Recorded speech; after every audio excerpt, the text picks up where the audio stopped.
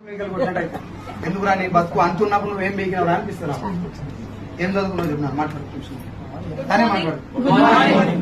మనీషా, హైదరాబాద్ మాది. Degree student. నేను కూడా డిగ్రీ స్టూడెంట్ కూడా ఎంటర్ అయినా. ఫస్ట్ నేను వచ్చిన ఓన్లీ హెల్త్ పర్పస్ వచ్చిన. ఇంకా ఇట్లాంటి మీటింగ్స్ అటెండ్ అయ్యి సక్సెస్ అయిన చేస్తున్న జర్నీ చేయడం వల్ల ఈ రోజు నా ఇన్కమ్ 1,14,00,000.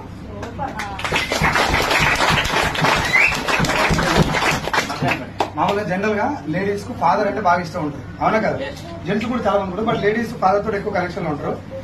మామూలుగా ఆడపిల్లలు పుట్టే లేడీస్ అందరూ తల్లిదండ్రులు ఏమనుకుంటారు అంటే కొంచెం భారంగా ఫీల్ అవుతారు. మన తెలుగు రాష్ట్రాలు మనీషని కూడా అట్నే అనుకుంటారు. వాళ్ళ నాన్న మనీష ఇల్లు అప్పుడు ఎంత మనం చెక్ 80,000 ఉందనుకుంటా. వాళ్ళ నాన్న మ్యారేజ్ డే రోజు బర్త్డే రోజు నాకు వెళ్ళదు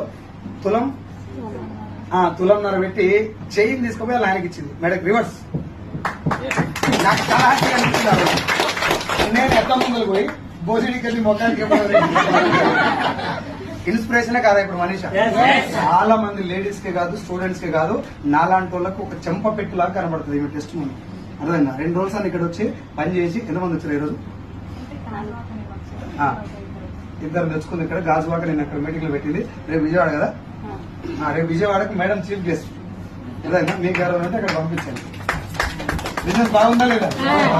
చాలా మంది అంటారు సార్ మీకు మాట్లాడొస్తుంది, మీకు డబ్బులు వస్తాయి.